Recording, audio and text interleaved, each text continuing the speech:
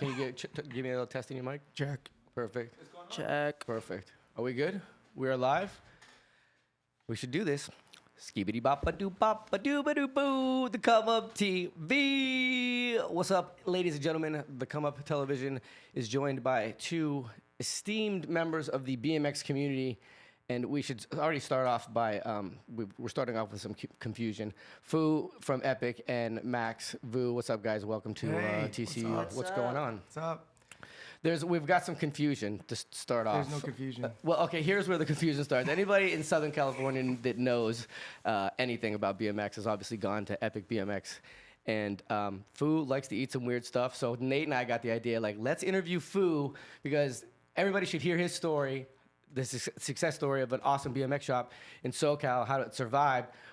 And he loves eating fucked up stuff. So, Whoa. So we will go. This is typical stuff. Okay, it's effed up to normal people. So Nate and I were like, go to Filipino Town and get some baloo. So we got some baloo, but you guys actually showed up with your own. So this is like our baloo is better because ours came off from a boat, fresh off the boat with us. Oh. These came right off the boat.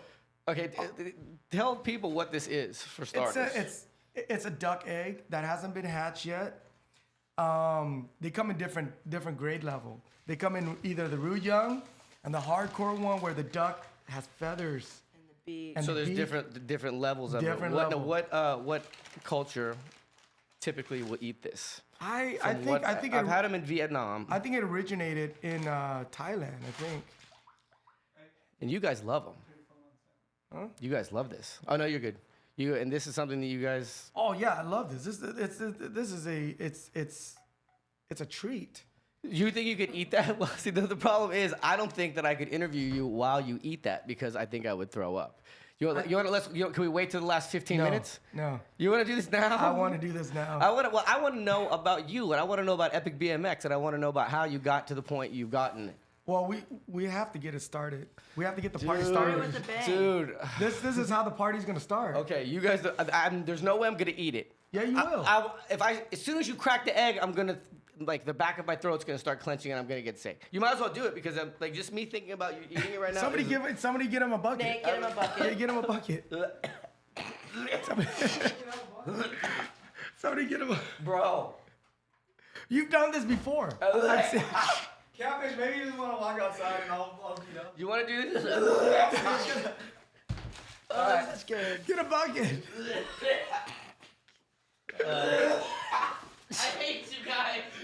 Get him a bucket. I hate you guys. All right, so you know I how mean, Catfish said that we wanted to bring you one of these. I wanted to bring it because I knew you eat this shit like every day. This is That's what you grew up on. This is daily. But I want to bring the world's hottest hot sauce because maybe that would just take it up a notch for you guys. You have some here? No, I wish he failed. I was gonna stop. You know what? I could do it. It's just the thing that scares me is that I won't be able to do anything for the next couple of days. With the hot sauce? Yeah. Why? Do you have ulcers and shit? I just it Fucks you up. It's gonna come out the other way really hard. All right, do this shit. No, do it. Do this shit. Eat it. No, I will. Where is it? Bring out the hot sauce. You bring out the hot sauce. I'll do the hot sauce. You do this. You didn't get the hot sauce? No, you guys eat that. All right, No. Dude, Eat you gotta it. come Eat it. back. No, I'm not eating it unless he gets here. Motherfucker, eat this. We No, I'm can't not be doing sitting it. here. Come on. These guys want to know about you guys. Okay, right. we're doing this. right. Nate, are you doing it too, or are Nate, you? No, no. Are you gonna use a vegan excuse? What if Catfish throws up on you? That's I'm a not good gonna point. throw up on you. That's Just, a good. All right, That's eat over this fast. shit. Somebody get a bucket. no. Eat it. All right. You cracking it? How am I cracking this? I'm gonna Okay. film this Oh, for there's a- the comp Instagram. How am I cracking this? Bite it. Hey, give me that scissor. I want him to do it. I want him to be It's here. He's not gonna do it. It's not right. A catfish does not do it. PETA's gonna get pissed off at you guys, or can they? Because it's your PETA? culture. Yeah, dude, that's racist. I've never seen any of this stuff PETA's before. racist. Okay, look. I went through this with Dylan already, and he's just. I think I might throw up too. Wait until you see All the right, feathers so he's in cracking the it beak. open. What? Oh my God! It looks like a brain. It's. Okay. All right. All right. So check this out. Dude, come over here, Catfish. Come over here. Hurry, eat this thing. Hurry the fuck up and eat this Look, thing. wait. I'm gonna show you the duck. I'm gonna show. Oh, there's blood in it. What? Oh, well, it kind of looks like an egg. What? This is the yolk. That's the yolk? Okay, this is easy. You could eat the yolk. The yolk's done. It's just. That's easy. I think I'm gonna catfish. chase him down. No. Just get to the interview. Let's get this shit started. Goddamn fucking Vu factor. What is this?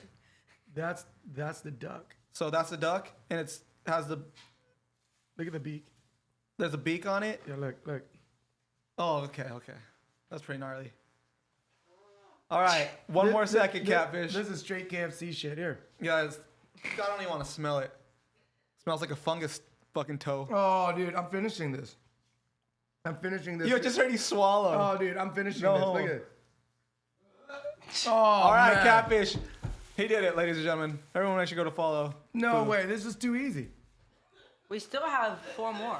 There's 4 more. All right, do it through the episodes. All right, catfish, get over here. We'll bring that back later. All right, let's get this interview going. I think Food, he's done. food needs to get some brain food. All right, get on it. It wasn't that bad. Match or something. Look at this. Look.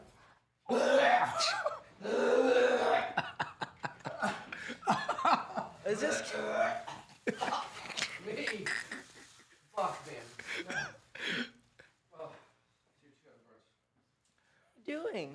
Oh, It smells like fish over here. that one had a fucking big beak. Dude. That one. Wait, are these even cooked? These aren't even cooked. These aren't cooked, huh? Hey, these aren't I cooked. don't want to talk about it. Look at my eyes. I filled that sink with cube. Wait. Everybody's gonna be so pissed at me. Wait, you already threw up. So these aren't cooked, right? Are these cooked? I don't know. I bought them at the. Okay, so these aren't cooked. So if I crack this open right now, there's gonna be a little fetus. Let's do it. Listen. Okay, please stop. Don't do that, please. But what if we keep Please. it alive and it'll hatch? You can hatch You this. guys are killing me right now. We'll legit. Hey, wait, I'm hatch gonna it. break this. You guys are literally You gonna killing break me. it? Thank you. What are you doing? Thank you. No, Thank you. I'm keeping this one. If you guys haven't noticed, the Epic BMX family likes to cause trouble. How did all this start? How did you get started? Because you have been riding BMX a long time as well. How did you get started BMX? I don't know. I just love BMX. I think what got me into BMX was when I was living in Fountain Valley, and Fountain Valley, a lot of white people. White people equals BMX, I guess. And a lot of the kids around there, they got BMX bike, and just hang around with them, and they, it looks fun, so you just start doing it. And I don't know. It's just something about the mechanic of the bike itself too that I like, not just the tricks. And then one of my buddies took me to a BMX show. I forgot what bike shop it was. I was like, "Fuck, this is sick," and it was mostly flatland. Do you remember what team it was? It was a GT team. Oh hell yeah. It was a GT, but at the time GT they did it with dyno. Yeah. But it was the flatland part that like fascinated me. Do you remember who it was? Of course, Martin Hell Brio. yeah. Shout out to Martin. And at the time, I don't remember who it was, but Robert Castillo. Okay, I think yeah, it was yeah. his little brother, Ruben. I think it was him. And that was your moment where I know a lot of BMXers in our era. That's what it was, where you would go to a BMX show, and that was the first time you would see BMX in person, and you were like, "That's what I want to do." Is that how it was? Exactly. And then, you know what? Because I like how the flatland looked, so that I started out BMX by doing flatland, and it was fucking hard. Flatland is tight. It is hard. I mean, we watch you do it, and it's just amazing. But I'm old man flatland, not compared to like some of these new school kids. I don't know what on earth these school kids are eating. But I still like the old school flatland. The new flatland is a little bit too fast. Yeah. It's kind of like, if you're a little bit old fashioned, you can't listen to all the new type of music. Right. So I still like the old school. I still like a lot of the rolling. I don't like a lot of the spinning stuff. Yeah.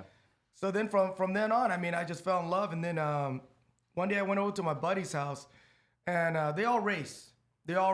But here I am. I have a non-race bike. Yeah, and I forgot what bike it was. I don't know. It was just a janky bike. Mm-hmm. And my friend had this weird stuff in the driveway. It was a quarter pipe. I didn't know what it was. Wait, what are you doing with this? I thought skateboarders do this. I thought only show people do this. So he goes up and he would just do 180, and I was like, wow. And I would say I would give him credit as the one that really shaped me the way I see BMX now. He was a really cool guy, same age, airing out the quarter pipe. That's all he was doing. No tricks. It was that simple, guys. It was just all they were just doing, airing, maybe a little tweak table. And I started doing that, and that's all we did every day after school. Ride his quarter pipe, just airing out, doing nothing else. Were you always good at working on bikes? No. How I got to be good at building bikes was I would tinker with my own bike. So every time I mess it up, my dad would have to take it to the bike shop. And after a while, it costs a lot of money. So every single time you mess it up, you get your ass kicked. So you get your ass kicked because your dad be like, dude, what the fuck? You fucked it up again. So he would have to take it to the shop. Eventually, you fuck it up and you're like, dude, dad's gonna kick my ass. So I better learn how to fix this. So eventually I learned how to fix all my stuff, and then I guess I stopped getting my ass kicked. And it worked out in the end. How did you end Yeah, up? I mean, isn't that how you learn how to lace a wheel? You just got your ass kicked a lot, right? Yeah, pretty much. It's like he just whips you, hits you with a bug. The first time I actually worked on a bike was actually a beach cruiser, and we're busy, and they needed the tube replaced. And my dad was just like, replace the tube. And I'm like, I don't know how. And then I kick your ass. Yeah, pretty much. He's like, well, you better know how. No. No, you guys are perfectly civil. How did Epic start?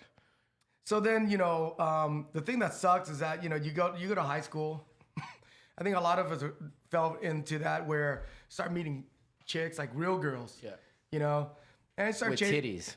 Yeah, exactly. And start chasing out chicks. You kind of forget everything else. And you get a driver's license, you get more chicks.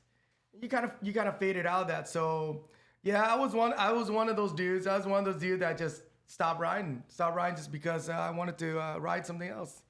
Ride the chicks, ride the car, And my little brother came into the picture, and he hear all the stories and stuff like that. I always talk to my friends about riding. He goes, hey, I want to start riding. So start taking him out, start taking him to the Orange Y, no longer there. And it kind of like just sparked something again. Started taking him to all the trails like Hidden Valley, Sheep Hill. And I mean, it was really quick where his friends was just like, hey, take us. And I started taking them around and started getting him parts for his bike. And the friends are like, hey, could you get us some parts? And then I realized that parts was so hard to find around the local shop because at that time it was around 2000. BMX was at the slump, so there wasn't any another slump. Yeah, and so I found out I could order all these parts when they would give me money. I would order it, and I was like, you know what? It sucks being a business guy. I go, there's nowhere for these kids to go look for parts. What's going on?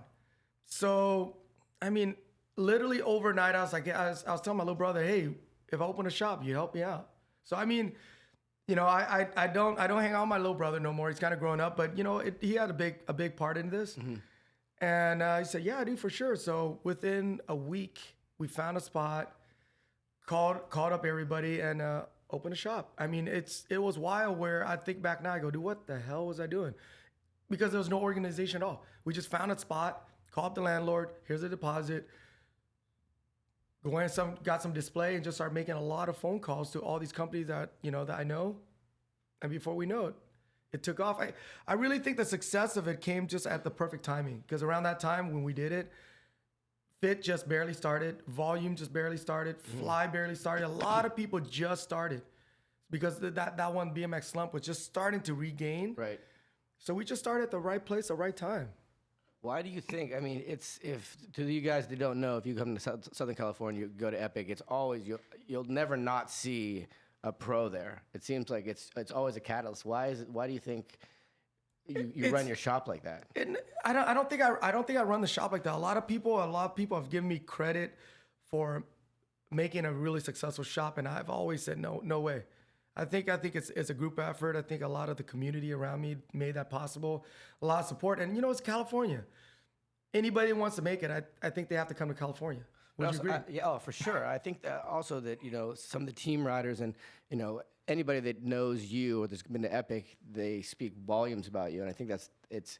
Excuse me, I still have throw up in my in my throat from you guys. But you guys have also had some pretty rad teams over the years. You know what? We've never really had a team. We've never really had an official team. It's just, I've been really, if anybody knows me, they know like I'm somewhat superstitious, a little bit old fashioned about certain things. And I just felt like making a team was something bad because let's say if I put you on the team and then Nate goes, hey dude, why wasn't I on the team? So what am I? Okay, well, yeah, he's on the team too. And then let's say Alfredo wants to be on. Let's say Adam. How many? When do I say no? No more. Yeah. And he's gonna think he's better than you. You're gonna think you're better. All it's gonna do is it's gonna cause conflict. So you know what? I just hook up everybody. You know, everybody come by, try to help them as much as I can, and just take care of everybody. And then eventually, people just start to call themselves like the part of the Epic team. And I think I was very blessed from that. Everybody just accepted it. But it was never a team. It's more like a family. You know, I think... Well, speaking of that, I think it's also duly noted that a lot of people in the outside of the world didn't really know about Epic until this little bugger came on the scene and they would see his hashtag. How did his BMX... Well, you want to tell us how you got started riding BMX? Well... When I was born, my dad already had the shop, so I was basically born straight into it. Is it true he had you truing wheels at 6 months old? As far as I remember, yeah. Okay. Almost. But, I mean, always grew into it, and I actually still kind of remember when I first rode a bike. Just kind of the classic story, just put him on the bike and push him away. And eventually I just rode away. My home park was Liberty, and that's where I basically grew up riding. And eventually pros would help teach me, and they're all kind of my big brother, but they kind of taught me. Eventually got better and better and better, and that's now. Well, I think it's you were in the perfect situation where you were into BMX and you were constantly surrounded by the best in the world. What was your view of BMX like growing up? What did you expect? What did you think it was going to be like? I didn't really have a clear vision. It was more everyone chilling with everyone helping each other. Which it is. Yeah, which is exactly what it is. I didn't have like something to look forward to. It was just every day chilling with the friends, riding, having fun. It wasn't really something where you would train for, something where you had something to look forward to. It was just chilling. At what point in your life did you know that you had the juice? I still don't think I have the juice. That's the right answer for a humble young man like yourself. But I think you were like super small, weren't you? Like 5? What year did your first edit come out? First legit edit I think was 10. No, it was 8. It was a cult. The cult edit. Yeah. What's it been like being on cult? I mean, Ravo, he's always taken care of me ever since I was little, making the first 12-inch, and then from there just progress more and more. They always take care of me.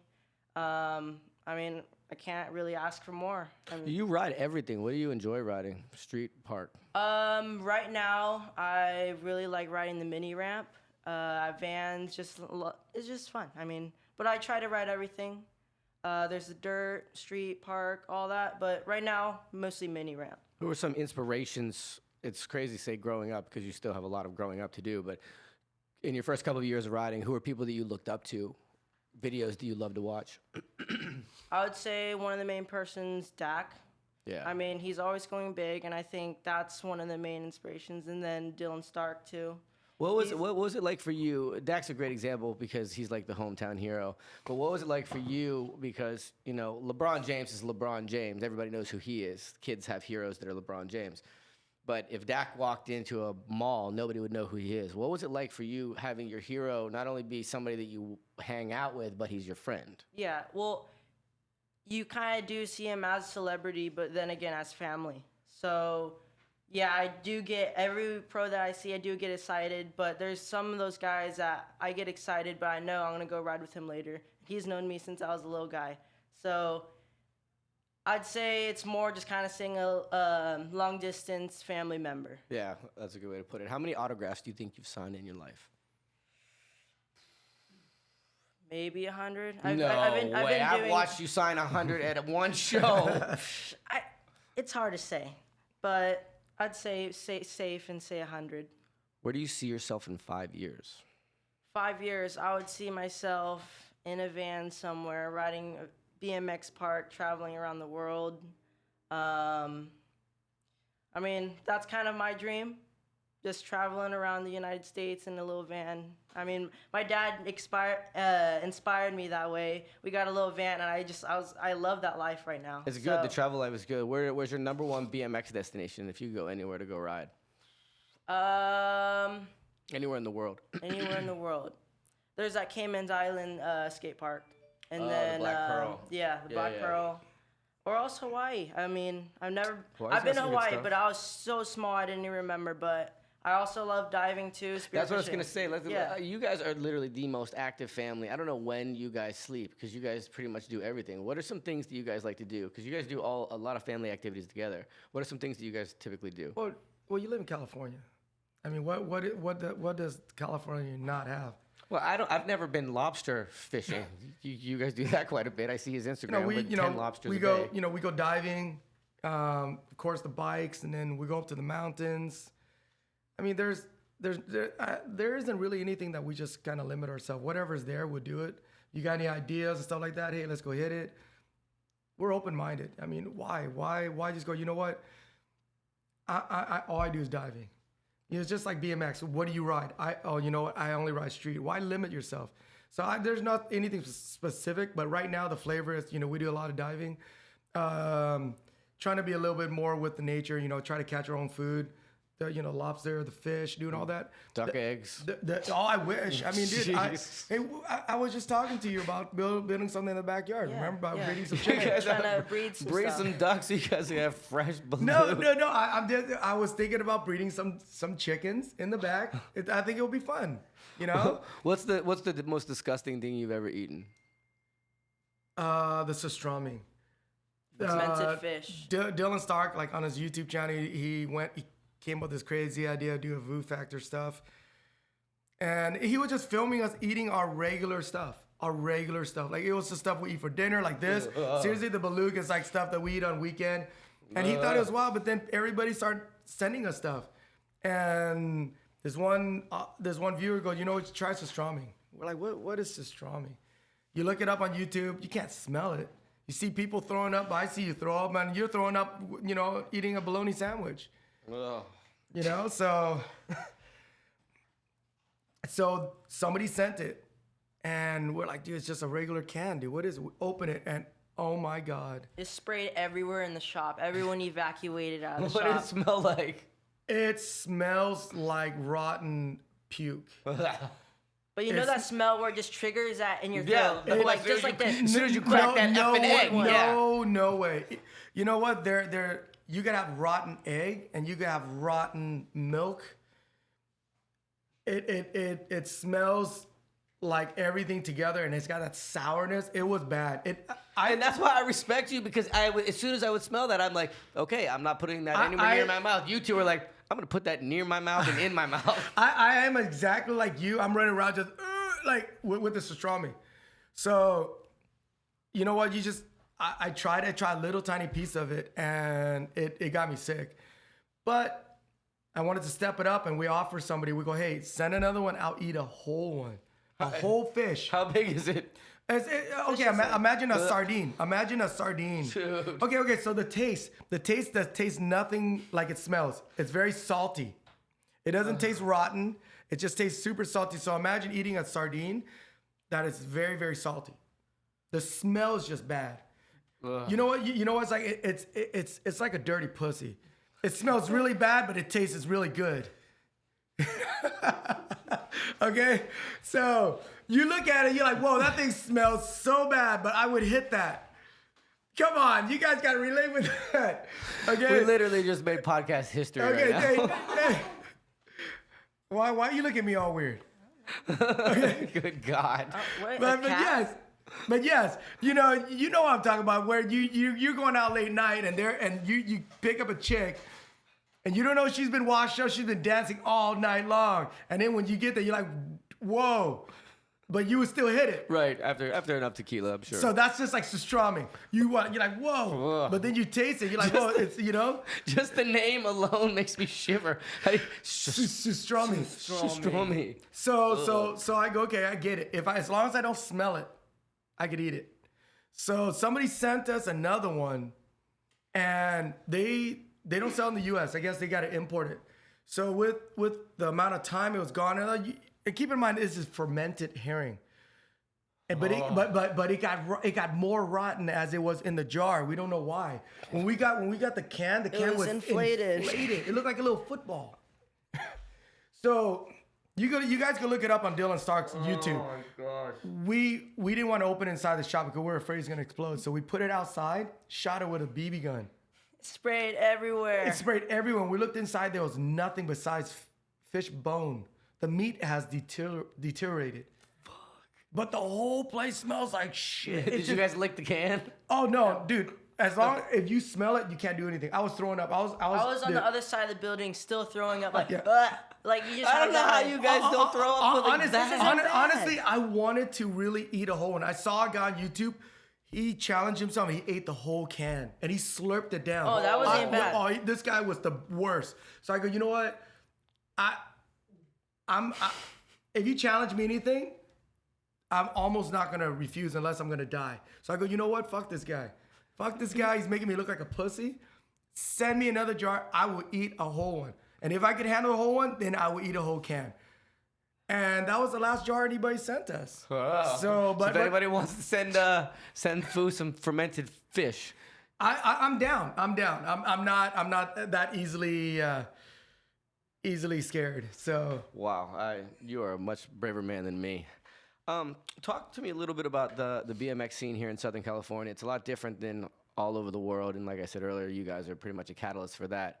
How would you describe the scene here? You know what? When I first opened it, it was really fun. It was really fun. Trails was big. Street was just about starting, but the street was kind of very like Kuczynski's type, you know, Sean Burns, like Todd Lyons type, doing gaps, doing big stuff. That was street. But there's a lot of trails, and the park thing was a little bit going off. Lately, to be honest with you, I've kind of been really turned off. I've really kind of been turned off because I think a lot of people are gonna hate me on this because they're talking about the Olympic. Now, I think the Olympic is gonna sell a lot of bikes, but what the Olympic is gonna do, the Olympic is going to make the regular public think that's BMX. It's gonna almost be like figure skating. BMX in the public eye is going to be multiple tail whips, multiple bars, multiple flips, and that's it. And you could see the kids now that are really good at park riding. That's what they're doing. That's what they're training because that's what wins. But that's not BMX. This is true. Well, I mean, it is BMX to an extent. To an extent. It's just, it's not what... It's not the culture of BMX. It's a very small part of BMX. And I'm just afraid that with the Olympic, everybody's gonna look at it as that, and there's so much more. Oh, I agree. Like in between times, you know, we're at the shop and we're just killing time. You know, we're watching old school 80s BMX, and he loves it. And I was like, this is why BMX is so fun. But then if you fast forward and you look at the current one, it's not as fun. It's not as colorful. Well, the way I describe maybe it's just not as fun for you guys, and that's the thing that I think it's hard in BMX because we're always looking back to how awesome it was, and we're forgetting how awesome it is. And I think that, and you could attest to this more than anybody, how much BMX has changed. The industry has changed. What being a pro it means, what being sponsored means, and I think that at least I look at it as the Olympics are going to shine light more on BMX. Sure, they're going to show one weird side of it, but it's the same thing as, you know, X Games. You know, people that didn't know about BMX, they think, and all they see is Mega Ramp. That's their view of BMX. They're going to have a really skewed view of what BMX is about. I definitely. I'm not saying if it's in the Olympics, it's going to be bad. I think it's good. It's going to elevate, you know, BMX to another level where people are going to start looking at BMX because, you know, a lot of people, whenever they hear BMX, you kind of see them cringe a little, like, well, what do you mean? You know, do you race? No, we don't race. So you don't race BMX. What do you do? And it's like, we just ride BMX. They didn't understand. Where skateboarding has become so norm. So you're lead to sitting here describing what BMX is. Right. Oh, I go out there, I grind. Oh, you grind on those paces. Like, what? So for the public, they don't know. They still don't know, right? So that's the bad part where I see in the Olympic where they will elevate it, but they'll show just a small part. And I'm hoping people are going to Google up more the word BMX. And they're gonna see. I look at it as the same thing as how snowboarding was a couple years ago. You know, nobody thought snowboarding was going to be in the Olympics, and then I was watching it really closely to see how it was perceived. And I think the people that did it, I think it was NBC, that did a really good job. And I think as long as who's ever in charge of presenting it to the world is, as a rider, has a good, background of what BMX really is, that way it gets shown good. Exactly. We've seen so many times in all things. I've seen do tour footage of, cameramen that are filming Jamie Bestwick zoomed in. He's doing 15-foot airs and it looks like a 2-foot air. But I guess that comes back to like keeping things in the hands of BMX riders. Exactly. But you know what? There's some guys that don't have anything to do with BMX, but they know what they're doing. So it's good. It's just putting it into the right hand of the person that knows what they're doing. And that's what I'm just afraid. I'm not saying it's not going to work with the Olympic. I'm just afraid it's going to steer it the wrong way. But definitely I think places like Woodward's going to blow up. Yeah. Sales of bikes going to blow up. The way people look at BMX, they're going to respect BMX a little bit more because it's just like it's in the Olympics. It's legit. Right. So that definitely, but there's so much more to BMX, and I think anybody's gonna watch BMX freestyle in the Olympic, it's gonna see us as just a fraction. Right. Like when we watch you ride, I consider you, funner to watch than, let's say, dude, so many people can get mad, watching like Kyle Bulldog. Oh my God. Watching Kyle Bulldog ride, it's fun. But when we watch you ride, we don't know what you're gonna do, and there's some of the stuff you're gonna do. You're like, oh, dude, that's really creative. Oh, that's really sick.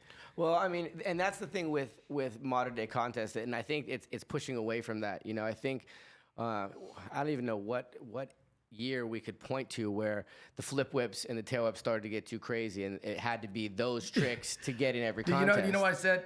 When Ryan Gutler was in Cali, I told him, I said, you're the one to blame for this. Oh my God, what did he say? You're the one to blame. He goes, what are you talking about? I go, dude, prior to you, we had Dave Mirra would dominate, but Dave Mirra would have a slew of tricks.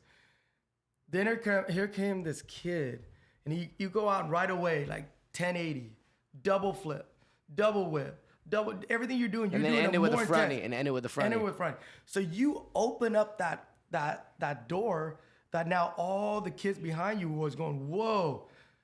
And you yourself can't even keep up with it now. So I told him that. I said, you kind of shot yourself in the foot where you stepped up the bar so high that these kids like, dude, I'm going to do this. And then foam pits start coming out. These kids are, dude, I could do that even better, even more. And then I think Ryan Gutler was the one that started that. He spawned a whole army of riders like that, and not that it's bad, but the other side of it, guys like, and again, back to the Kyle Bulldog thing, not to take anything obviously away from his riding, and he can do everything, but in his riding, he's gotten to that point that he's learned those tricks because he knows those are the tricks that win contests. Tricks you're gonna win, yeah, exactly. Of course. They're bangers. But what also is awesome, I'm sorry, but what also is awesome is that now in these bigger contests, you have guys like Dennis Anderson that are coming out that don't ride like that are placing in the podium, and that's where that new breath of BMX life that I think that a lot of people think is lacking is coming in. I think with Dennis, it's hard because Dennis himself, I believe Dennis he's almost like a reincarnation of my idol, which is Dennis McCoy, and they have the same name. He could do everything. But the other side of it is that when Dennis walked in the door, it's almost like he won. Same thing with Garrett. He's gonna get a little bit of brownie points. He definitely earns it. He definitely earned the respect and what he's got. But when he entered, he's already got a couple more points than you before he even started. Yeah. So, but if you're gonna put, a mask on him, no name, and have somebody go out there, I don't think they would get the same result. I don't know. A perfect example is one of my favorite guy right now is Declan. Brooks. Yeah, he's awesome. when I watch, my eyes on him all the time. I'm not saying anything. Everybody shut up. I'm watching, I'm focused. And he's not getting the result that I would think. He's out there, he's doing everything, and it's a surprise. Everything he does, as soon as his bike gets in the air, you'd have no idea what he's gonna do. Yeah. He's gonna do it.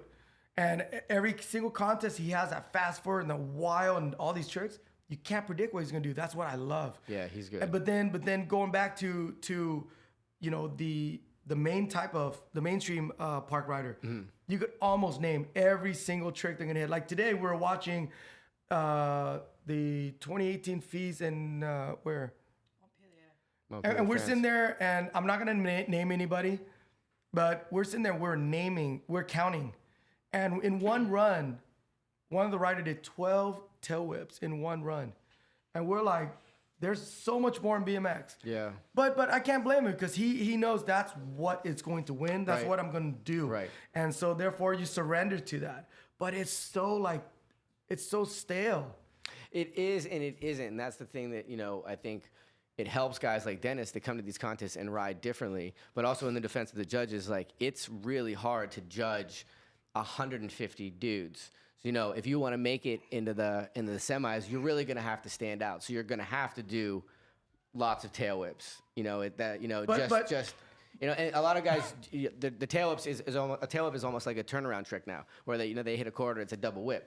Instead of just doing a turn down, the double whip's going to score way higher. So of course they're going to do a double whip. But would you consider hitting the same transition, and the first time you hit it, you do a tail whip, and then you bust a U-turn, you hit it, and you do a double whip? Is that actually a new trick? Yeah, it would be the new trick. Yeah. And then you go back again, you do a bar to tail whip. That's he did 3 tricks. Yeah. I don't look at it. I look at it as, you know what? He has a variety combo, but those are still tail whips he's just throwing in there. That's because you're old like me. Yeah, that's what. And that's the beauty of it, though. We're allowed to have our opinion. Yeah. But that's the thing about something like BMX, where it's constantly changing. And, obviously you've kept up with the Joneses, or you wouldn't be in the position you're in. And I think that's a problem with a lot of dudes in BMX, that they're salty and they want it to be how it used to be. But they're missing out on how awesome it is now. You know what? Yeah, I would agree. When I watch those things, I'm a little bit salty about it, but then I'm also kind of sad about it and bummed about it. They're going that these guys were conditioned to do that, because if they didn't win, so therefore they're going to do it. But there's so much more variety that you can incorporate. The thing that I've loved about you is you don't care.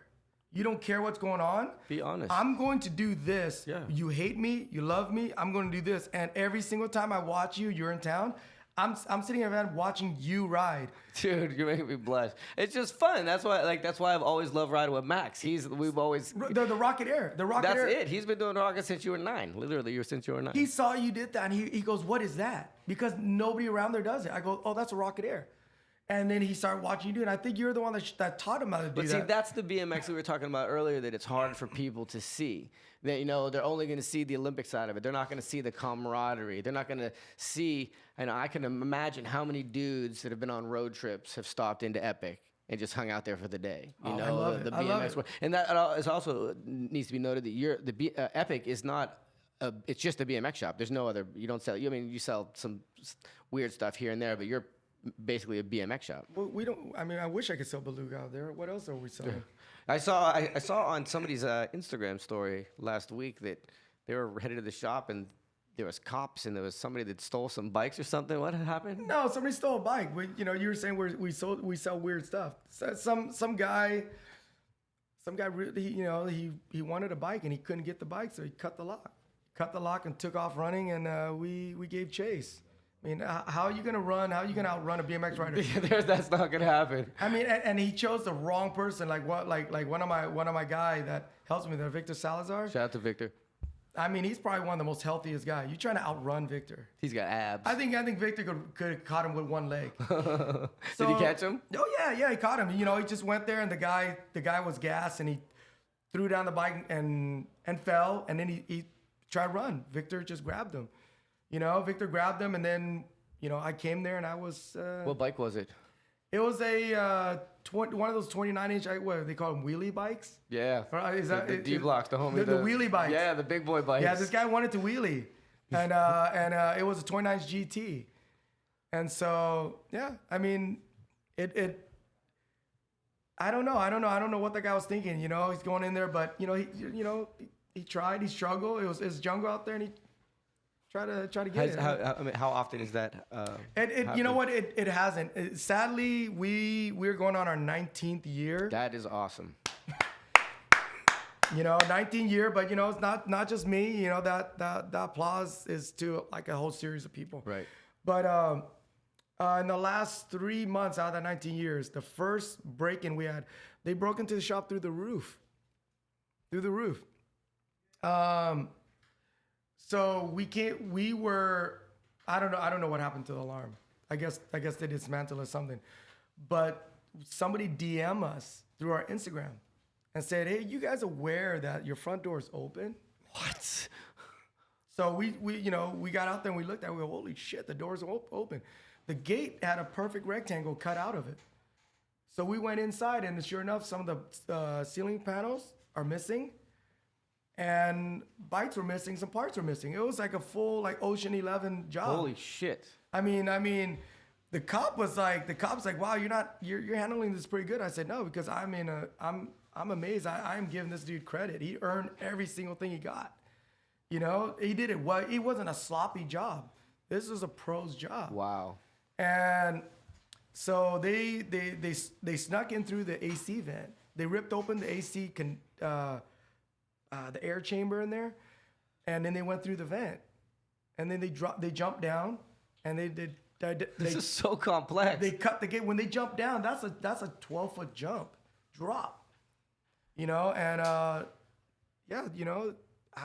I'm still impressed just talking about it. It's so crazy. I mean, this guy, he needs to take that talent. I know a good jewelry store that he could go to. We could partner up. Wow. How long ago was this? Whoever this was, I'll drive you there. Does he have one eye by any chance? Dude, it's so remarkable. But he did it so well. They did it well. When we went up to the roof, he left his jacket there. And there was some cigarette butts. So they were standing there smoking while they're doing this. Wow. Yeah.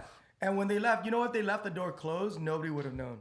Holy shit. It was done that. And then shortly after that, we clean up, regather, and then, 2 months later we got this. So in all the years, that's pretty damn good. Wow, you never had somebody just trying to take a bike out of the store? I always see videos of No, I think it's just because a lot of my guys that go in there, I think, they're smart guys. Yeah, they're on their toes. It's BMX riders too, so you're not gonna pull something on a BMX Yeah, rider. so no, I'm pretty sure it's people stealing little stuff here and there, but bikes trying to run for it now.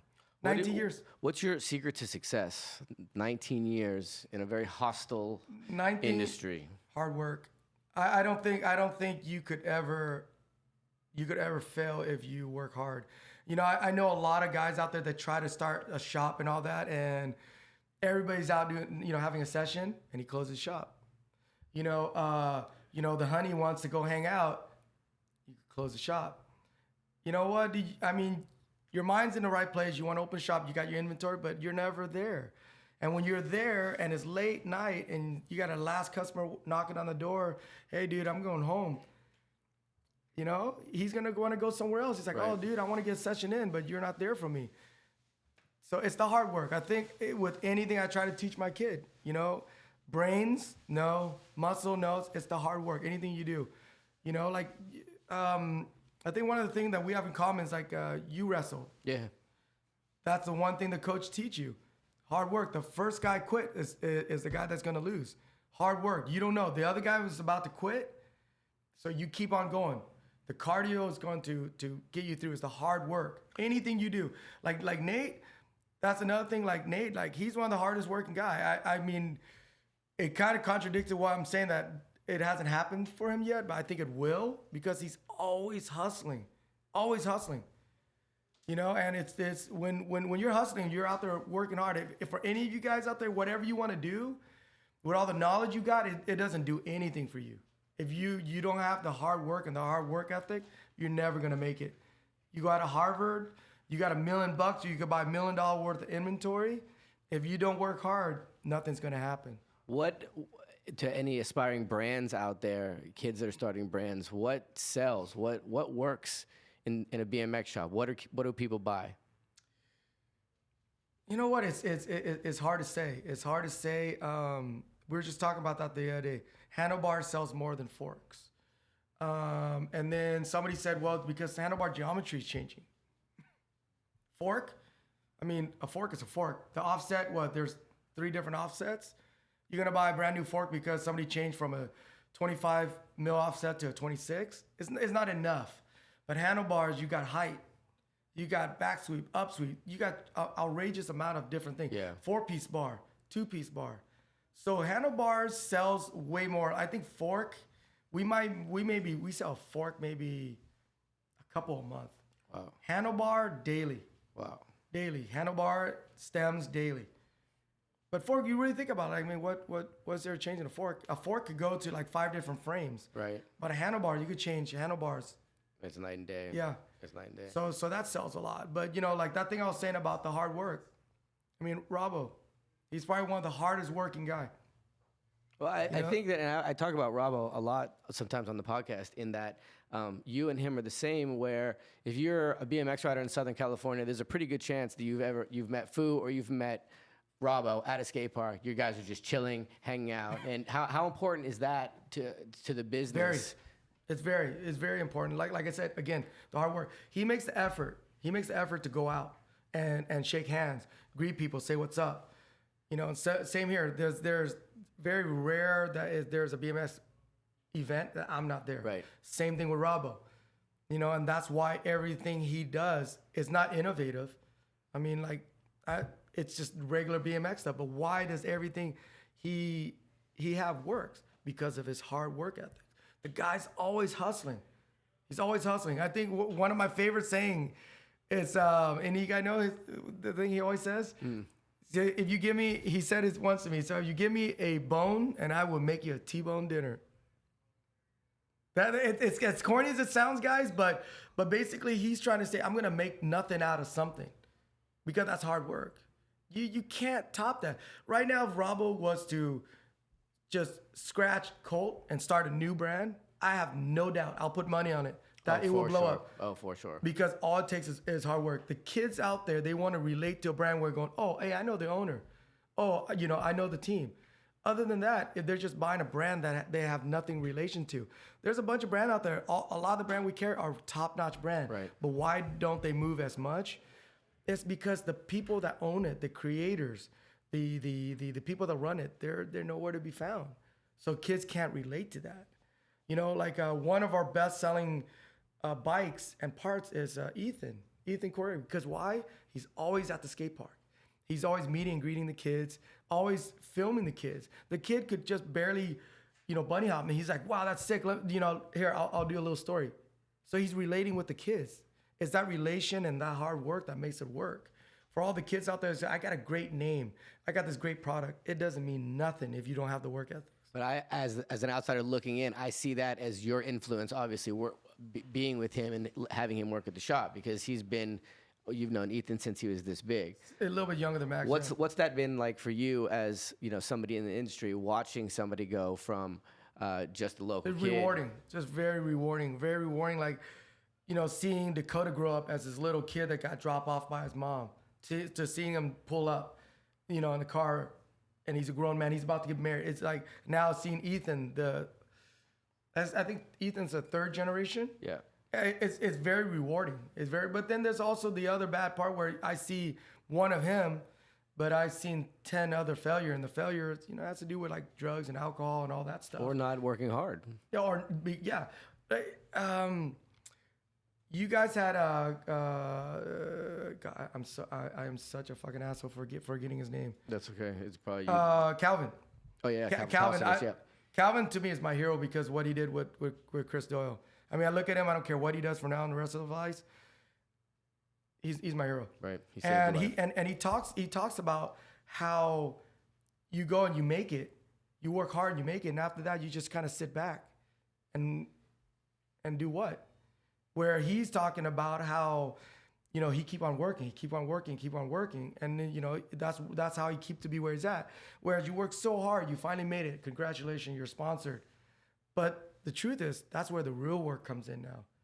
Now you're sponsored. Now you're obligated. You have to do that edit. You have to show up. You have to put those bangers out. So everybody wants to be sponsored, and they don't realize that. Before you're sponsored, you can do whatever the hell you want. Wake up anytime you want. Oh, I don't feel like going riding. You don't ride. But then you get that sponsor, and you're like, damn, dude, this is hard. I'm over traveling. You know what, dude? I've been riding all day. I've been filming all day. I don't want to go to that meet and greet. And things start falling apart. And then all of a sudden, BMX sucks. How many riders have you seen in your day that should have gotten deals that didn't for one reason or the other? I would say, you know what? Like I said, there's like one out of 100 make it.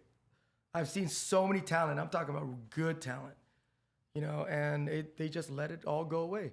You know, either they let it go to their head and go, I'm going to sit back and wait for people to sponsor me instead of approaching a sponsor. Or once they get sponsored, they're like, you know what? You needed me. I don't need you attitude. And I was like, wow. I mean, I've been a victim of that where, you know, there's a lot of good talent that go, hey, you know what? I've been repping Epic for a long time, and I need to get paid. And we're like, we can't afford to pay you, man.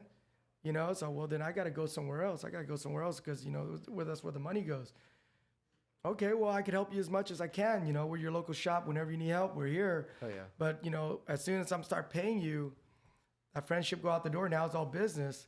Are you ready for that business? No, then we got to cut ties.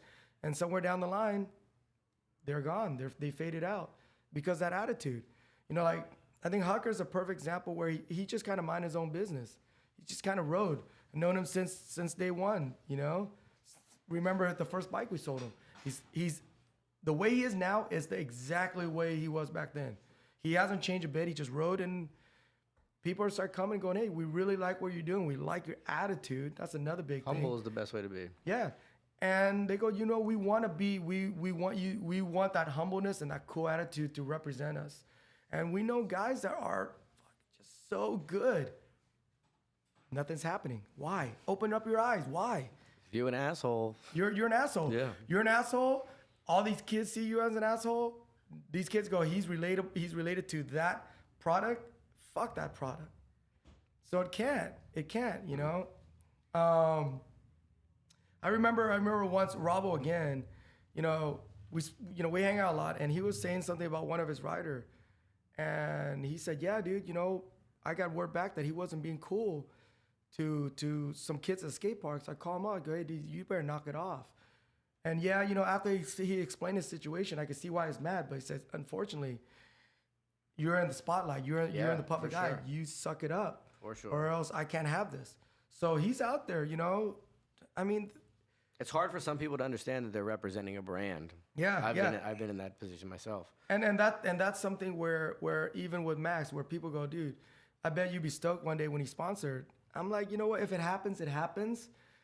But you know what's going to mean more responsibility, and it almost becomes a job. Kids don't understand that when you get sponsored, you're basically just got hired to be a promoter, to be a moving billboard, to be an outsized rep, everything. Your hair has to be right. Your language has to be, everything about you has to be right. Are you prepared for that? Dude, I want my son to ride bikes and have fun, carefree. And you know, when he's ready to work, he's gonna work. If they're gonna somebody's gonna sponsor him tomorrow, it's something that I'm gonna have to step in and gonna go, what do you need from him? And if it's a lot of work, I say, dude, he's not ready for this. Right. Yeah, I want him to have fun. So that's why a lot of kids don't understand. They're like, dude, cool, I'm sponsored. Cool. And then, you know, days later, months later, what are you doing? Dude, I'm sponsored. I just chill. That's it. It's when your goal is to be sponsored and not have fun. When you get sponsored, you've reached your goal. What now? But sad that they're gonna get a rude awakening that no, it just barely got started. Like Ethan, I am particularly stoked about it because I don't think it's because he's just naturally a smart kid, but he's probably one of the hardest working sponsor right now in his age. The guy's always Instagramming, always doing stories. So humble. He's so humble, and he's always been that way. His riding kills it, and he's just a fun dude to be I'm not around. gonna even talk about his riding because I think being sponsored is going beyond riding, but everything about him. He's a hardworking kid. He's always out there, always promoting, always shouting. There's never a time where he's like, dude, I'm over it. I'm tired. I'm not gonna put. No, he does it, and he just does it naturally. Right. Not because he feel like he has to. And I think that's the key. It's just do your thing. Do you. Be happy with it. Don't chase things. Don't chase sponsors and Let stuff them like come that. to you. Let them come to you, dude. And you know, like for some of those guys, I think it sucks is that like they're so hungry to get sponsored because they're like, I made it. I'm completed. No, it's really not that hard to get sponsored. You know what? I could just start some bullshit brand, and guess what, guys? We're all sponsored now. We're all pros. No, it's not. It's not that easy. That is, you know, the chicken way out. You're gonna get sponsored. Work hard. Do what Dennis Anderson does. Go out there. Work hard. Make sure. Do Dennis Anderson? He's the guy. The guy's. I don't want to sound homo, but he's perfect. He is. I mean, He is perfect. I mean, everything. You would never see that guy in a bad state. Hurt. Whether he lose, whatever. He's in a perfect state. His hair's perfect. Clothing's perfect. Everything from head to toe Pause. is perfect. He has a man crush. pause. It's No, okay. I envy the dude, and you know what? I use him as an He example. is the ultimate male. He's the new Yeah, ultimate male. I use him as an example a lot. You know, even from Max, I say, look, dude, that's what a professional rider is. Professional rider, that is the epitome. You want a definition? Go look at Dennis Anderson, and that's it right there. Could you do what he does? A lot of people can't. A lot of people can't do it, and they sit there and then they get all salty about it. No, it's hard work. And he does it so well. That's why it's gonna be really fun this year, 2019, to see what he does on the contest circuit. Yeah, Because the FIBO talk. yeah. It's something that I constantly watch over and over and listen to this guy talk. And dude, his dad must be a stoked man because this dude sounds like he can run for president. Oh yeah. He from eating to health, the way he talks about sitting there calculating, going, you know what, I can't put out a good video because I have to be in shape for contest. Right. If I'm gonna do a video, it's got to be a video that's got to be up to my standard. And in order to be up to that standard, I got to put out the time and the effort. And if I get hurt, I can't go to the contest. Right. What riders calculate like that? That is a professional rider. And he can do everything. That is a professional rider. You know, never say the wrong stuff. Speaking of him, who do you like to watch ride other than Dennis Anderson? I like watching Tate. You.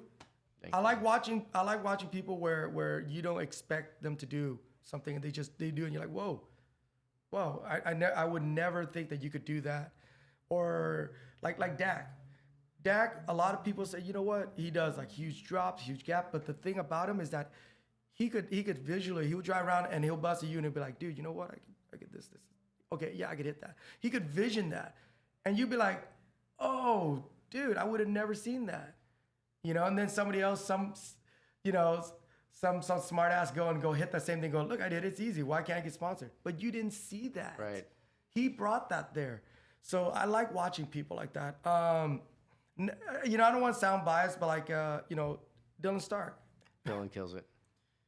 When you go out there and you watch him, you know he's gonna send it. You don't know what he's gonna do. You don't know. You know, he's gonna jump off a roof. He's gonna jump over some car. You don't know what he's gonna do, and that's the riding I like. Yeah. Other than that, a lot of the other one where like, again, you know, I don't want to sound. So many people are gonna hate me. They're gonna send a brick through my window. See? They're gonna come in through the ceiling again. But they can't handle the truth, right? They can't handle the truth. We want the truth. Yeah, you want the truth. You can't handle it. You know what? A lot of those kids that are jibbing, they're doing the same trick over and over and over. So you could sit there and you could pretty much call it every trick. So for the guys out there like DeMarcus Paul, you don't know what the guy's gonna do. Yeah. I know his style of riding, so I could expect certain things, but you don't. Was it Jacob Bailey? He was in the shop once and he goes, dude, that video that Dylan dropped, the mountain bike edit, was sick. And then I go, but you weren't satisfied, right? He goes, no, because knowing Dylan, he's holding back. there was more to it. So I was kind of bummed. I go, dude, is that it? Because there's so much more to it. But Dylan wasn't feeling it. But see, so when watching DeMarcus, I know what DeMarcus he's capable of. I know his talent, but everything he does is unpredictable. You know, who do you like? Who do you? I think you nailed everyone that you just said. Kevin Peraza is tight. Yeah, Kevin, Victor, all the Perazas. All the Perazas All are the tight. Perazas. Yeah, Kevin, Shout out to Eddie. He does his own thing. The ego does his own thing. You know what? Even with Nate, you know, there's a lot of little tricks that he does that a typical person wouldn't do, and he sees those things and he does it. Lichberg, you know, I make fun of him a lot, just because he's weird. But you try taking your pegs off and then riding the bike the way a guy would ride with pegs. Yeah. He come up with all these things. He comes with all these lines. That's what I enjoy. There's not one particular person. It's just there's a certain group of people that I could see that does a lot of those. You know, like a lot of people don't know, like Larry. You should watch Larry ride street. Oh yeah, I try to encourage him to ride street just because it's so fun watching him. You know, right now his flavor is doing a lot of dirt and park, but the guy kills it in the street. Same thing. Yeah, everybody's seeing him, watching him boost up, watching him do that because he's kind of in that zone where that needs to be done to win contests. Maybe I could be wrong, Larry, but whenever I see him ride advance, I stop and watch because he just does stuff and it's just unpredictable. And he doesn't just go over and over and just stale whatever he's doing. So it's really cool. And like I said, you know, I'm trying to open it up Max's eye by watching a lot of 80s stuff. Yeah. And he sees it, he love it. Was it the new trick he learned? He did a except knack because of Dino DeLuca. Yeah, shout out to Dino DeLuca. That's the third time he's come up in my life in the last 3 days. Dino was that guy to me when I was young, because Martin was just good, but Dino he was always doing bigger, better, gnarly stuff, and it's cool. But Max saw that, he goes, wow, that's sick, and he didn't even know what it was, and I kind of broke it down what it was. He goes, you know, I'm gonna try that. So I just wish every kid go out there. If you're on YouTube, dude, just click up 80s BMX. Yeah, watch some old videos. We can put some through to you. You guys didn't invent anything new. It's all been done. It's all been done before. What are there any trends in BMX that you're seeing, at least in sales, as one of the biggest sales shops on the West Coast? What are trends? What's selling right now? Crossbar pads. Oh yeah. Shout out to everyone's fucking. Yeah. The trend, let me see. A good trend is kids are starting to make their bike look cleaner. There was a time where the kid wanted to make their bike look as shitty, as beat as possible. But now the kids are starting to sit there and plan out the bike. You know, this looks good. This goes with this. So I like that. Another trend that went from bad to good is bar height. Everybody wanted to get the biggest bar. I have no idea why. And then kids are starting to be a little bit more practical now. They're like, you know what? I'm gonna get this bar. Go It's this easier size. to bar spin. So to the spin bar. faster. So the trend is coming back down lower to smaller bars. What else? The long peg. You know what? Cheater ice picks. Yeah. Nate. Yeah. Oh my God. See, I feel better to have somebody on my side. You know, everybody's like, hey, why don't you put longer pegs on Max's bike? I'm like, so you want him to make it easier? So yeah, I go, well, if it's easier, and go find something else more challenging. Yeah, see? Yeah, I mean, hey, wait, wasn't your peg supposed to be 5-inch? I think it was supposed to be 5-inch. It's supposed to be 5-inch, but somebody said they ran out of material. That's funny. They ran out of material, so they said, all you do is 475. His pegs are $80 each. Yeah, but All the extra CNC. But could you imagine if these kids have 5-inch long pegs? Oh I mean, it's just cool. You know what? It will allow you to do a certain trick better and safer. I could see it, and then you could have more fun. But don't you want something challenging? You know, Back in the, I think Snafu made a 5-inch peg back in the day too. Yeah, they did. So it's not. I'm not the first to do it. It was a trend back then too. You don't know Yeah, they did. which We've been cheating for years. Yeah, I'm not saying that it was bad back then too. Like with the little bit of the BMX history thing, right? The Odyssey Liberty peg. Mm. The one's a flared end, right? Yeah. Yeah. It flared in so you don't slip off. And then the Haro had the Rail Master where it had a little divot inside so you lock into a rail. Oh, that's right. I forgot about Yeah. those. Yeah. So they do stuff like that to help, but then we learn now because back then rails was something new. Right. So now you learn now. Progress from that. Don't head backward. Yeah, you know, don't regress. Yeah, by getting longer pegs. I mean, like I said, dude, you know what? Let's do 6-inch pegs and start tripping people There you on the go. sidewalk. Epic 6-inch pegs coming out next Yeah, month. can you imagine you at the skate park? You'd be clipping everybody. You know, It seems like you would break your axle as soon as you tried to grind on it because Yeah. it would be so far out. But see, a lot of kids they don't understand that you have a longer peg. You got to hop on the rail further and hop off further, or else you're gonna clip it. Oh, true. You know, so that's a trend that's kind of like, dude, is it gonna get longer? Who's gonna push the bar? We're gonna see. That'll be fun. Who's gonna push the bar? So I heard rumors. I forgot who did it. I heard one of the overseas brand was gonna do a 5-inch. I was like, oh god. Is there anything that BMX needs that nobody's invented yet or nobody's perfected yet, part-wise? I think, you know what, we were just talking about that the other day. BMX right now is kind of tapped out on innovation, you know, as in parts. The last exciting one was, of course, the pivotal. And I think after that, I don't think there hasn't been any more models. There's been improvements to certain things, but nothing revolutionary like the pivotal. So no, I can't. Who was talking? So I was talking to somebody about they're coming out with a special material. I remember. I'm not gonna say it. I'm gonna get in trouble. But they're coming out with a special material. It's gonna make things work better. Like for frame material?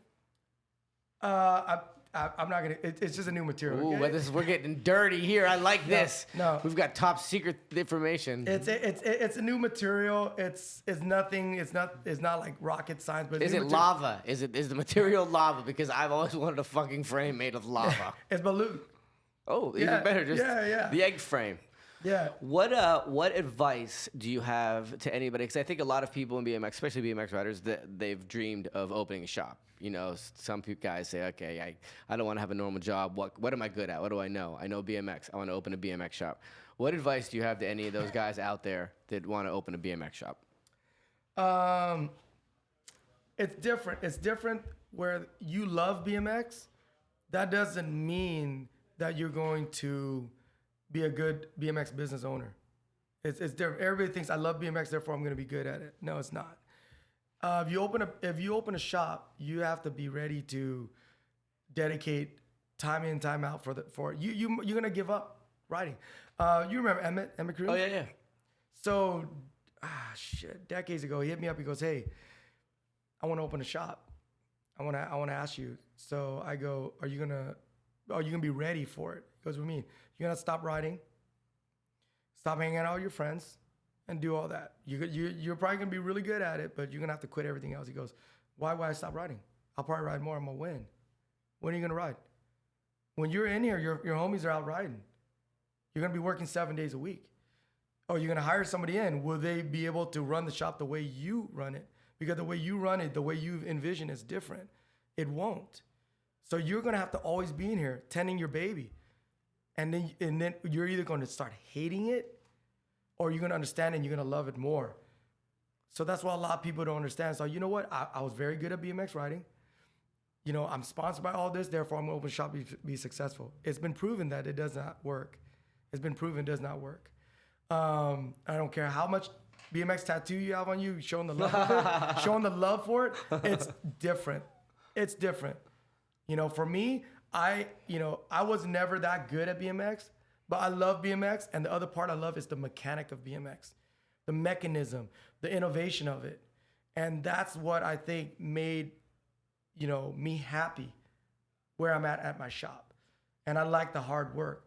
Other than that, you know, if my friends are out there riding, yeah, I miss it, but I don't miss it as much as tinkering with the bikes. Right. You know, so for the guys out there that want to do it, be prepared. You're gonna might end up hating it.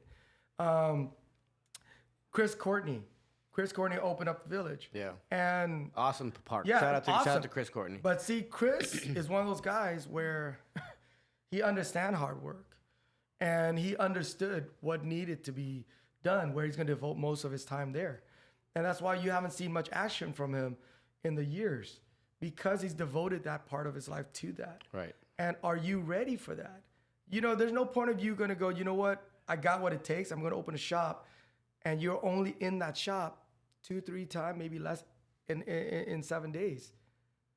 So then why am I going to go to that shop? I'm going to the shop because for your expertise in the product, the information, and the mechanics of it.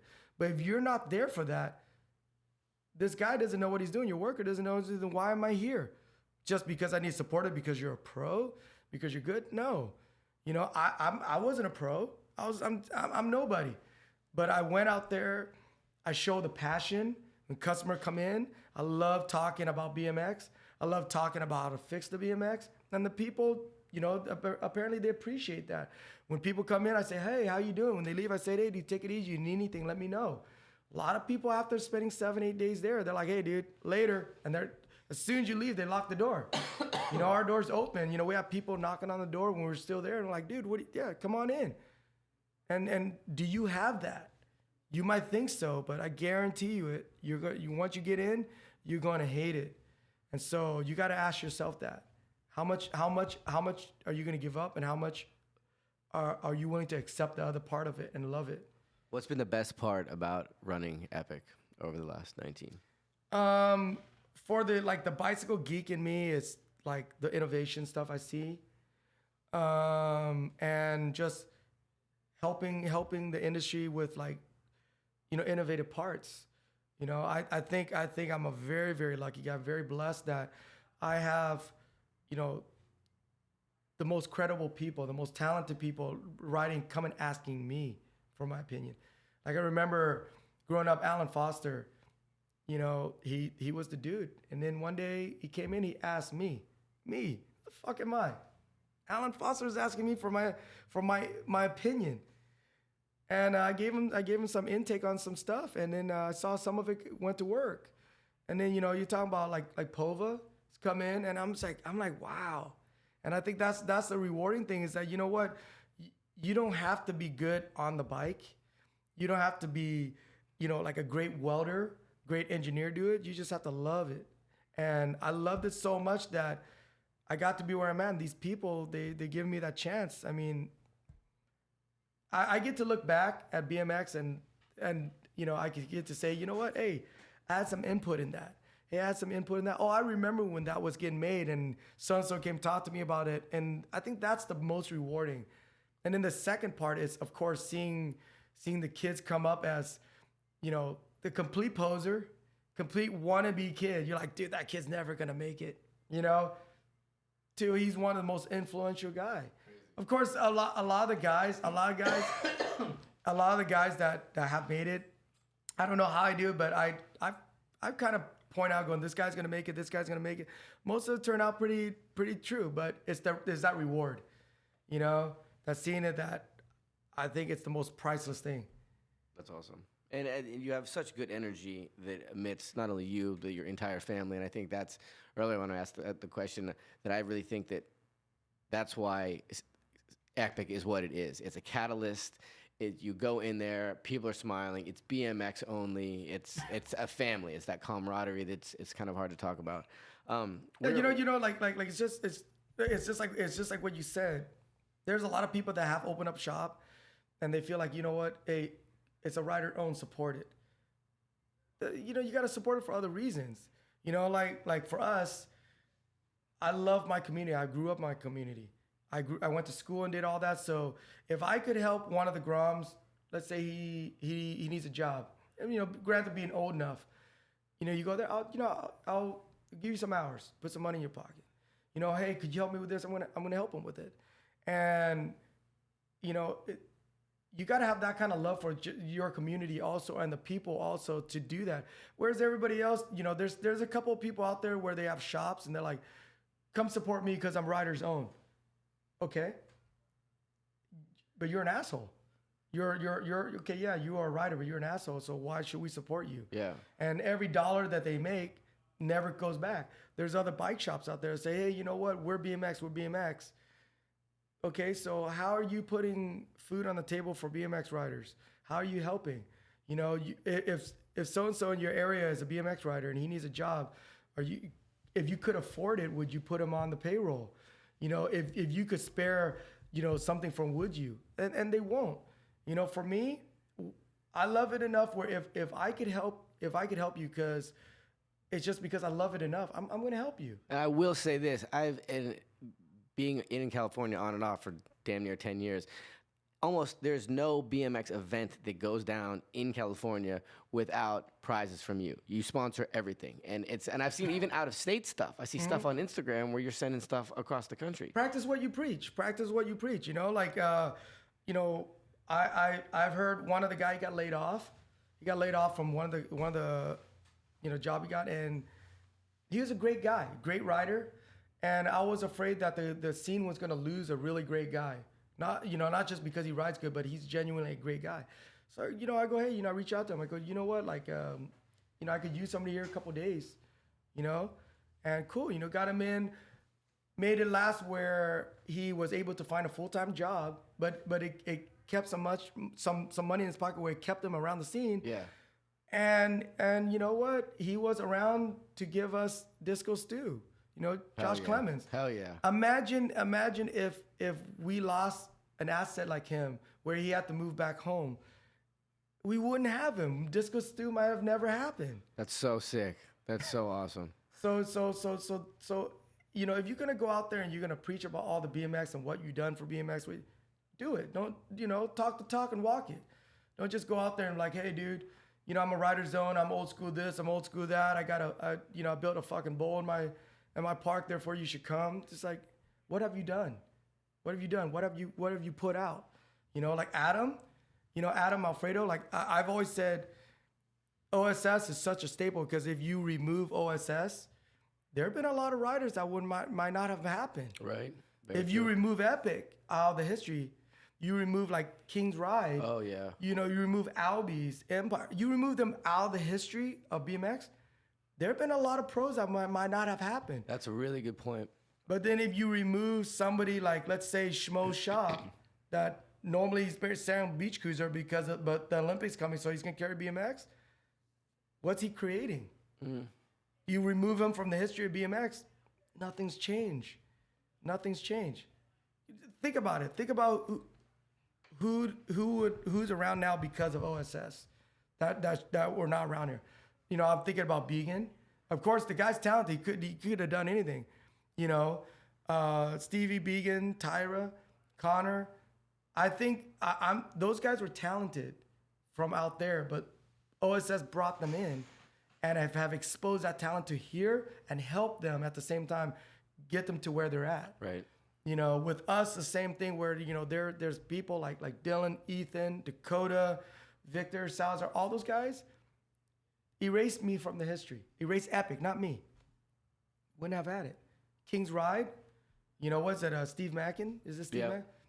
You know, and they're Baby Johnny. I don't even remember people's name anymore. I only remember Instagram name. Those guys wouldn't be there. Right. Secret's got Justin. You know, a couple of those other guys out there. Without them, there wouldn't be that. And that's what BMX needs. That's the side of BMX that. Yeah. If you're gonna support BMX, you want to put money into it. Go put money into like businesses that does that just employs, you know, riders, support riders. That's what supporting riders. You employ them. You do everything with them to get them from point A to point B. Not just, hey, you know what, I'm gonna pay this guy to represent them, and after he's done, he's done.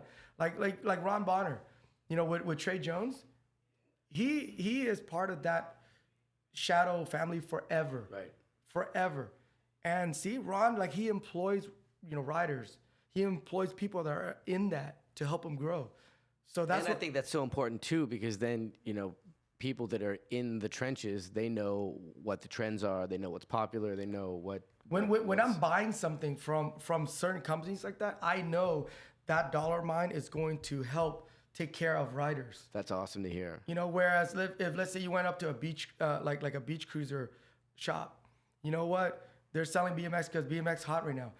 That dollar that they're making off of BMX, no BMX rider would ever see that. Right. And then on weekends, they're gonna do their road bike rides, their mountain bike rides. Well, why aren't they doing BMX rides? They sell BMX, but they're not, because BMX to them is just another source of income so they could better something else. Right. So could you imagine if you take all that business away from them and all the BMX strictly business that are helping the community, they would have more money. They'll be able to do more stuff. They'll be able to support even more. They'll be able to hire not just 1 or 2 riders, but a whole slew of them. What do you think it's going to take to see the BMX boom that we've not seen? Unfortunately, it's going to be a fairy tale, but honesty. One guy said, "You know what? Yeah, we're going to do it. You know what? We're going to enforce a minimum pricing. Oh yeah, you know what? We're going to only sell to BMX shop, or you know what? We're not going to sell direct." But then secretly behind, they're doing it. It's an honesty, because everybody has to be on the same page. Everybody's going to go, okay, so you know what? So you have your word. If BMX start being honest to each other and do what they say they're going to do, I think BMX is going to be a lot stronger, because right now BMX is just it's very cutthroat. It's you know what, whatever I could do for myself, keep myself afloat, cool. And I think that's also going to be the downfall of it. So we want to see it grow. We got to do that. What do you think about the whole Ride BMX magazine?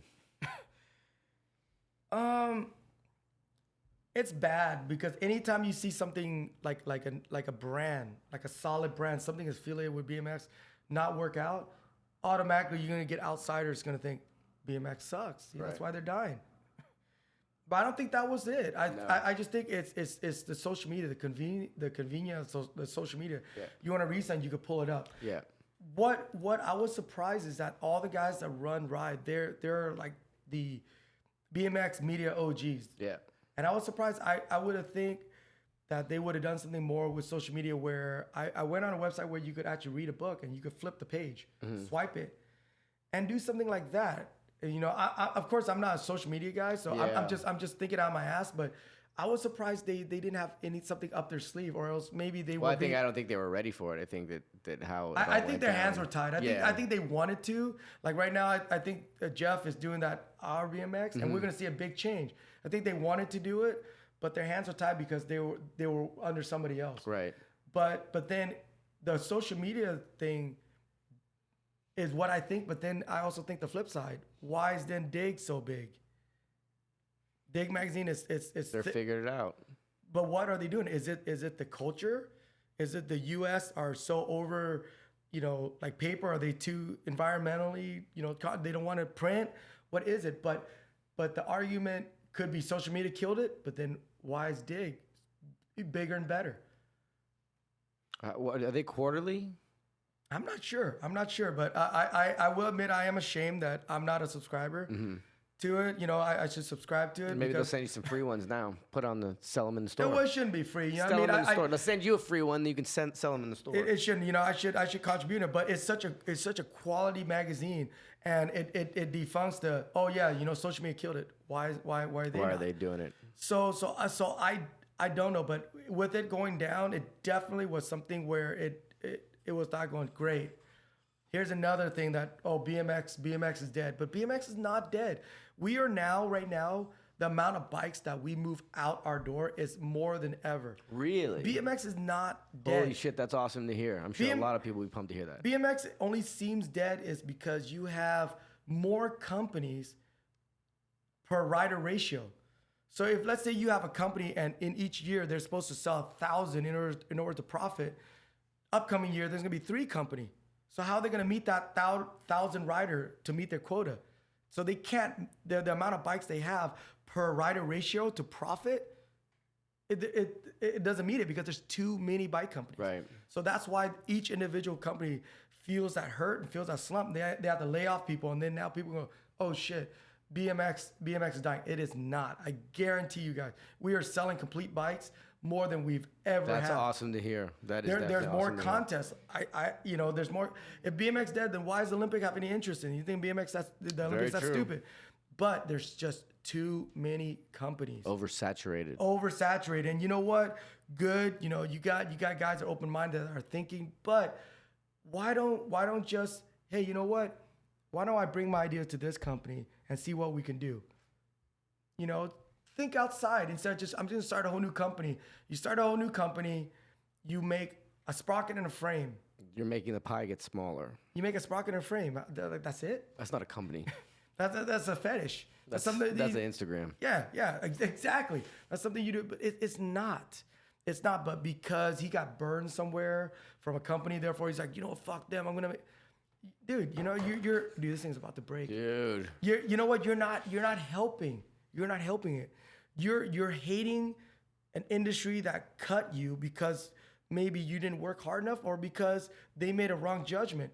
So now you're gonna go and you're gonna contribute to that hate by going starting your own brand and motherfucking everybody. And guess what? Some guy's gonna send you a sponsored tape and you don't sponsor him, and he's gonna motherfuck you and go start making his own sprocket and stem. And the chain can continue, and then now you even oversaturated more. It's just BMX needs to grow up. You know what? I think this slump that we're kind of going to, not because the number of bikes down, because it's oversaturation. And with the Olympic happening, you're going to see BMX going to go through a really big evolution in the next 2-3 years that I think it's going to be good. It's going to be good because, you got guys like Max, not because he's my son or anything. He's a little bit more open-minded. I was really stoked when I saw Sauce, being the TM, because he's a very open-minded kid. When he was young, I even told him that. I don't know if is it been official yet? It is. Oh, okay. I think he's the youngest TM that BMX has ever gotten. He's the cutest TM. That's for another day. I'm just kidding. But I remember when he first came in the shop and I really got to know him, and the way he talks, I said, you know what, dude? I think given the chance, you would be one badass motherfucker. Yeah, Mueller. And Mueller always has a vision. He was very young at the time, and now he's got the torch in his hand. And I think he's going to be, no disrespect to Jeff Z, he's gonna be the new Jeff Z, because Jeff Z. That's a very big statement, Fu. That Sauce the Boss is gonna be the next Jeff Z. Because Jeff done so much in it that I think Sauce is stepping up to that, and I think once Jeff retires or doing whatever he stopped doing with it, or decide, I need to go do another career, I think Sauce is gonna pick up that steam because he's got that business mind, that creativeness, and he's got that audacity to go and challenge it. And that's what Jeff's always been, doing. It's interesting. It's very interesting. I think Sauce is a very, very important. I'm excited to see what he's gonna do with. He's a very team. important, thing in He BMX. gets it. He gets BMX. I will say that he definitely understands BMX. For such a young guy, yeah. he's a very important. He's been around element. for a long time. He's a very important element in BMX, and I've seriously, whatever I could do to keep him where he's at, I'm gonna try my best, because he's the next thing. He's the next thing. He's like the next Robbo. We will see. He's the next Robbo. But I'm throwing out No, names. I mean, names of key people. No, I get it. And the thing about Sauce is he's basically been raised in BMX. He's been doing, he's been filming since he was 14 years old. Yeah. He's gone on trips with me to Spain and China. Yeah, I definitely think he really might be the youngest TM in BMX. And you know what the thing is, he's never done it because it's cool. Right. He's always done it because he loves it. Yeah. Because it is. He's never done it because it's cool. When the whole filming thing didn't take off for him, he still kind of dabbled in it, did some other things to make money, but he was still in it. He wasn't like, oh, fuck BMX. Yeah. I'm not. He was still in it. He loves it. And then guess what? Guess what I said, guys? Hard work. Something came knocking See, on his door. there you go. There you guys go. Hard work. It comes back around. It comes back. We are at 1:30 just about right now. Do you want to thank? Well, I would like you guys to thank anybody. You know what? Not really. Nothing. I mean, I'd like to thank you and Nate for giving me the chance. No, you know what? We've been trying to do this for a long time. I like to thank all the people that have believed in Epic, believe in what I'm trying to do, support it. You know, my family. I mean, like guys like Alf. You know I don't see Alf that much, but you know we kind of have that texting romance. You know, like always pushing, always supporting. It's just, I mean, there's too much. It's just everybody, they know who they are, and it's a family. It's a family. It's not. I don't like to look at my shop is not a business, dude. To be honest, it's not a business. I'm sometimes there from morning to night, because I feel so at home. Everybody comes in. I got to run, and then Nate comes in, and Nate's kind of like that brother, that little brother that's come home and chill. It's just like Max says, like, oh shit, and then I want to hang out. And then you come, and it's like, oh dude, and then so it's not a matter of, oh yeah, dude, he's cool on hang, but it's just a big family, and I feel so happy when everybody's around. And it just keep on going. I want to be thankful for that. And I think more of the shop should do something like that. There's a handful of guys out there, like, Albie, like Flip, and Tom out there. They definitely do. When I did our road trip, we went over there, and I felt really, really accepted. I felt like I was at my shop. So that I'm thankful for that, dude. For all you guys, Well, that's what, like, I think to anybody out there that's planning a trip to SoCal, go stop it at Epic. What's the address? 16483 Magnolia Street. In Westminster. It's but it's somebody asked me that one day, and I was like, why are people still asking that? Why don't they just Epic BMX and everything come up? Yeah, well, just so they know. It's old fashioned because you're old fashioned. I am. We're both old fashioned. We're both old. You're about to old fashioned and try one of these. No. What if I just break it right now? Let Max say his thank yous. Max, tell your thank yous. Dude. I would like to thank you to eat the balut egg. No, I'm not eating the balut egg. Do you have any sponsors or girls that you would like to shout out? I think the only 3 girls I know is my mom, my older sister, and my younger sister. Well, But I would like to thank my sponsors, Cole, Rich, and Eric over at Primo, and all the family that I know. All the family riders, Catfish, always supported me when I was little. You're the dude. You've always been the dude. Nate, same thing. Same as Alf. You guys all known me since I was even born. You know what's cool? You know what's cool is that these guys, they all look at him like a little brother. And he is. Yeah, and dude, I can't express the love. Like, it's just like when they see him, they treat him like he's that little brother. He's gonna take him out and take care of him, dude. I'm so blessed, dude. So, but I guess he's very fortunate. He has that too. He's a spoiled kid. Well, that's the cool thing too about BMX is that it is what it is, and we all support each other, and that's how it should be. And it's just awesome that he was, we had to figure it out for ourselves. He was raised on it. Yeah. And, just you're literally a product of BMX. You've grown up around amazing people. You have an amazing family, and you have the best attitude ever. So, but before we go, you know what? Like, so what you said. If you look at Dennis, didn't they have a shop? But I know all the guys like Devin, Scotty, and all that. They were raised around a shop, and they all have that kind of humbleness. Yeah, they all have that kind of humbleness too. So I think that might be it, where you have to kind of be inside the environment, not just the riding part of it. For sure, I agree. That's we've always say support your local shop. That's where it all goes down. So. Thank you guys so much for coming out. I seriously appreciate it.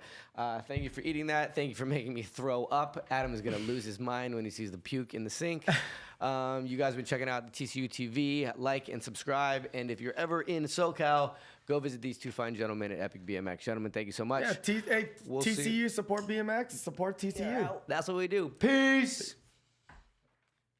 Help me, Dude,